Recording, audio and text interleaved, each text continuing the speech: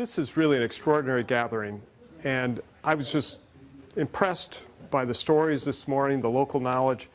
And in this session, each of the presenters has been great, but in this session, I follow, I think, the most creative conservation capitalists I've ever met in Cary. And I follow Steve Small, who without question is the most brilliant and experienced tax attorney in conservation. It's true, he knows it. And I'm slightly ahead of Dave White, who, regardless of what Americans like to think about bureaucrats in the federal government, this guy is smart, creative, and pragmatic. So, I mean, this is Maggie, only you could bring this caliber of people to Tara for this event. So I appreciate that. It reminds me of when JFK was president. He invited all of the living Nobel Prize winners in America to the White House for dinner. And he raised a toast and he said, "Never in the history of the United States has so much intellectual power been concentrated in one place, here in the White House, except perhaps when Thomas Jefferson was dining alone." So, with that in mind, I'm going to take you back. I don't have a PowerPoint, so you're going to have to use your imagination for those of you who love Thomas Jefferson. Imagine it's 1767. Thomas Jefferson is in his 20s. It's an early summer morning. He saddles up his horse. Jefferson puts a foot in the stirrup, gets on the horse, and heads southwest out of Charlottesville, Virginia. It's cool in the morning. He's under what was then a chestnut and hickory and oak forest. His red hair pulled neatly and tied behind his back. He heads up over the Blue Ridge Mountains. The horse is beginning to perspire and breathe more heavily. The day's getting warmer. He descends down the other side of the Blue Ridge, and after about 20 miles, stops transfixed at the site of a 200-foot-high rock arch formation, the Natural Bridge. He writes later that it is the most sublime of nature's works. He had a kind of emotional reaction that stayed with him over time. He resolved to do something to protect this rock formation. And it took him some time, but on July 5th, 1775, just 1 year prior to an important date in our history, Jefferson concludes the purchase of the Natural Bridge from King George III for 20 shillings. Now, I think if Jefferson had waited another year, he wouldn't have gotten such a good deal from King George, proving that then, as now, real estate is all a matter of timing. Now, Jefferson held the Natural Bridge throughout his life, and late in his career, in 1815, he wrote to a friend that I view the ownership of this sublime natural creation as a kind of public trust, and under no consideration would see the bridge injured. As far as we know, this is the first time that a private citizen, a private landowner, purchased and protected private land for public benefit. But it certainly was not the last. And indeed, over the history of our country, there's been this great tradition, started with sportsmen, started with people who hunt and fish, of caring for their private lands.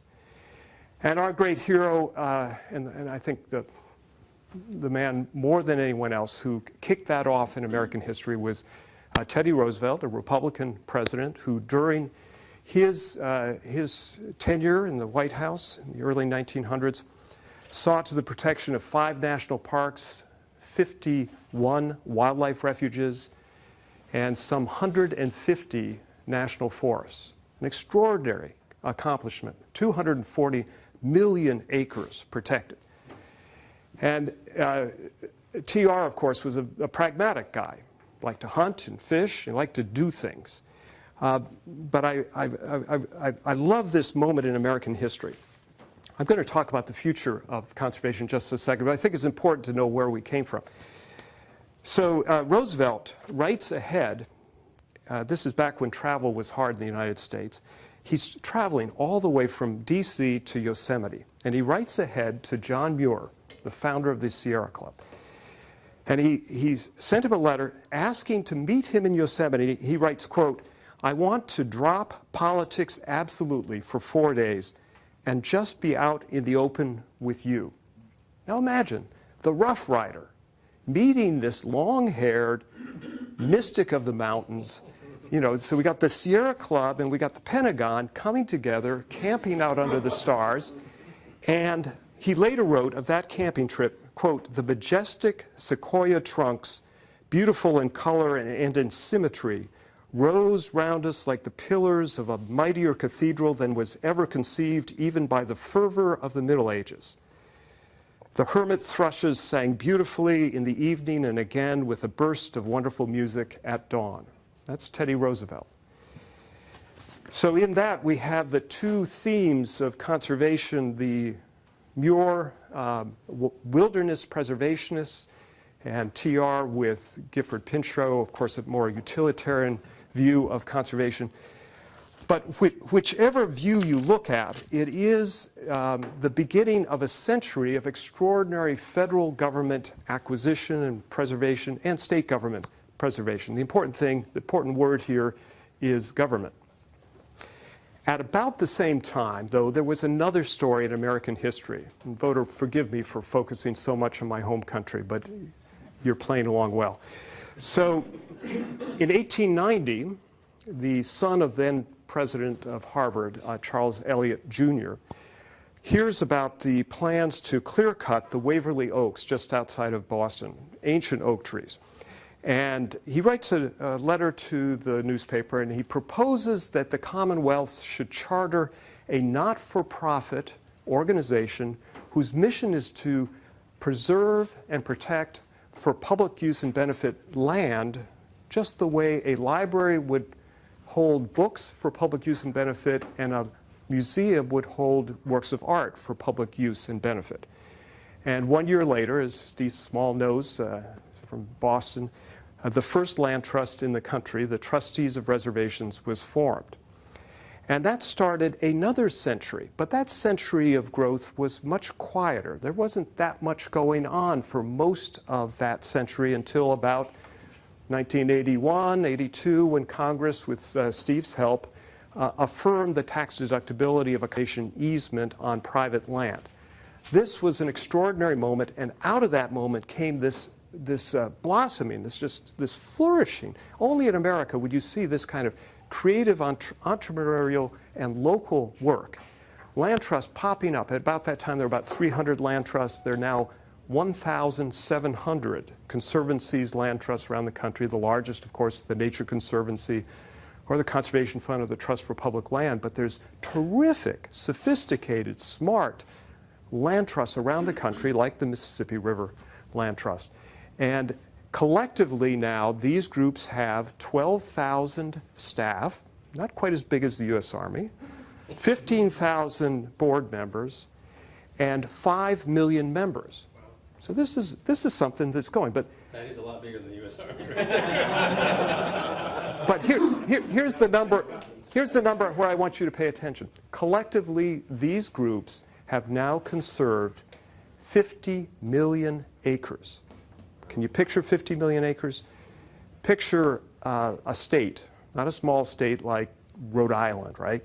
A big state like Wisconsin. 50 million acres is 8 million acres more than the entire state of Wisconsin, wow. Protected by a community of local conservation nonprofits. Most people in America have no idea this is happening. It's an extraordinary story of American ingenuity, local effort, and local initiative. So here's what I want to get to. Where is the future going, and how will that affect the Mississippi Delta? So future trends. First, in the next 35 years, we'll see, census says we'll add 100 million people to this great country.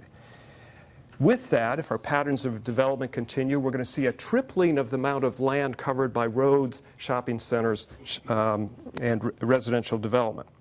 We're going to see a greater impact of energy on the landscape, energy extraction, but also biomass energy, growth of corn, of course, but also the impact of wind and solar on land and natural lands. On the upside, we're going to see an increase in the use of technology. We'll have an extraordinary ability to plan and manage and monitor land use and agricultural and land changes using technology and satellite and the like. In the next 30 years, we will see, by the year 2042, a change in the demographics of the country to the point that the majority of Americans will not be descended from Northern Europeans. Most of these new people, new Americans, will be living on either coast and in cities. They're going to be urban dwellers. And at that same time, we're going to see this trend that I expressed concern about yesterday even greater, that more and more people will have, unless we do something about it, will have less contact with nature. Fewer people will grow up hunting or fishing. Fewer people will know birds. Fewer people will know just the name of the trees and birds in their own neighborhood. Right now, we have the average American child spends 8 hours a day in front of some kind of a screen, usually several screens. And with that will come a health impact, the magnitude of which we cannot yet imagine. But the impact of what one medical researcher who said, you know, in the last century, our great epidemics were germ-caused, cholera and typhoid and typhus and yellow fever and smallpox. We've dealt with that. In this next century, it will be what they called a pandemic of inactivity. Diabetes, obesity, ADHD, all linked in various insidious ways with an indoor-focused and sedentary lifestyle. At the same time, just when we need it most, federal funding is in the decline. In fact, if you look at the past 5 years, we do a census of land trust activity. Past 5 years, the Land and Water Conservation Fund, a good source of federal land acquisition, not the only one. The Farm Bill actually provides more. But the LWCF protected 675,000 acres in 5 years. Good. At that same 5-year period of time, the land trust community protected 10 million acres, 15 times what the federal government acquired. So already we see a trend line moving in the right direction. So with the budget cuts, it reminds me of what Winston Churchill once said to Parliament at a bad moment. He said, "Gentlemen, we are out of money. Now we must think." So we must think, and I was reading an editorial by Tom Friedman in the New York Times a month ago, and he said, if you want to be an optimist about America these days, stand on your head. He said, the world looks much better from the bottom up. What he meant was, in the old days, the federal government would have all the great ideas and all the money, and then things would flow down to the state and then the local level. He says, I'm looking around, and the great innovations, the great entrepreneurial activity is all happening at the local level. So as I look forward to the next century, I think what I see is hopeful. But it's hopeful only if we're strong at the local level. And two fundamental trends. First, that we will need to work and engage private landowners who own 70% of the land base in America. And second, that land trusts, these local nonprofits, will be the source of great work. Doesn't mean we won't be partnering with government agencies, local, state, federal, but we'll need a robust national community of nonprofits doing this work. So my question is, how do we prepare for that?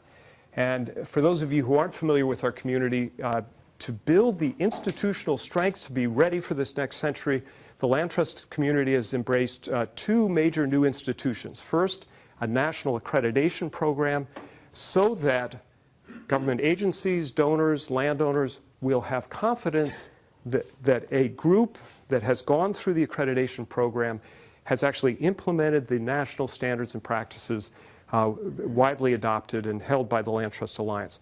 Already, 52% of the conservation land in America held by nonprofits is held by an accredited land trust. We're going to get to 90% within the next 5 years. This is an extraordinary shift. The second big institution is called terra firma. I called my father up 6 months ago and I said, Dad, I'm now president of an insurance company. And he said, what? You know, he thought I was good for nothing working for a nonprofit. But we have created a very creative, not-for-profit 501(n) charitable risk pool so that any land trust holding a conservation easement that's challenged in court by a successive owner, say a Donald Trump buys land from Maggie and 5 years later says, oh, I'm going to put up a world-class golf course, that land trust needs to have the financial resources and the attorneys who know their stuff to be able to fight back. That's what terra firma does. For about $55 a year per property, they get $500,000 in legal costs to defend conservation easement. If you take these two institutions together, Carrie, I think these are fundamental for an emerging capital ecosystem services market. You need confidence in the organization that they have the wherewithal and the funds to fulfill their responsibility. You need to have confidence that the conservation easement for those transactions that require permanent commitments, that's going to be there for the long term. I think both of these are fundamental in anticipating the next century of the rise of ecosystem service markets. But before we get to that point, we've got some immediate work ahead of us. In the case of Congress, I heard some pessimism earlier today. You know, a big part of my job is to speak for land trusts, to speak for the trees, as the Lorax did in Congress. It's not an easy job, but as the saying goes in Congress, if you're not at the table, you're on the menu. And there's a lot of cutting going on right now. And I'll tell you, on the Farm Bill, Dave White is our consultant advisor for the Land Trust Alliance and the whole land trust community on getting the Farm Bill through. I think we've got a great bipartisan consensus on at least the conservation portion of the Farm Bill. We just need to get it passed. I'm hopeful that wisdom will prevail and that we'll get a bill passed in the next 2 years. Second, sometime. Second, we'll have a tax incentive that's due to expire this year. Last year we had 311 co-sponsors in Congress. That's a majority of the Republicans, a majority of the Democrats, a supermajority in the House. There's nothing else pending in Congress that has that kind of broad consensus. So by land trusts working together in a nonpartisan, non-adversarial way, telling Congress that this is good for America. This is, at a time of budget cuts, we need this kind of private initiative. So 3 big opportunities, I think, in the next century. With the decrease in federal funding, we're going to see a dramatic rise in local and state funding through ballot measures. We already average $3 to $4 billion a year coming for conservation through local ballot measures. Great opportunity. Number 2, we see extraordinary funding, again, about $3 billion coming through various mitigation funds, some wetland, endangered species, other mitigation. The mother of all mitigation funds is the BP settlement, and as many of you here in Mississippi who follow this more closely than I are tracking the court case, all hinging on how much oil was actually spilled, but we're estimating 12 to 20 billion. And James is part of an initiative that the Land Trust Alliance pulled together some 30 partners on the Gulf Coast, including the big guys, the Nature Conservancy and Ducks Unlimited and others, so that we have a common vision for the restoration of the Gulf Coast, that we build the capacity of the conservation groups along the Gulf to use that fund wisely when the time comes, that we finally, that we serve in a united voice for those funds which can go, 80% go to the local states for economic development and environmental work, we want to make sure that it doesn't all go for hardscapes and casinos, that those two, actually, economic development and environment, can be one big story. And finally, following on Carrie's excellent presentation, I think the third great opportunity is in private markets. The evolution of ecosystem services, clean water, leases for flood control, wetlands, species restoration, and someday I believe there'll be some kind of market on carbon. So following in the historic tradition, the great leadership of Thomas Jefferson or John Muir or Teddy Roosevelt or Charles Eliot, the people in this room are the conservation heroes of this next century. We have great work to do. Our tools will be different. They'll require deal savvy, sophistication in finance, entrepreneurial attitude, the ability to work locally, work well with partners, engage a changing demographic, and most importantly, be the valued partners of private landowners. Thank you very much.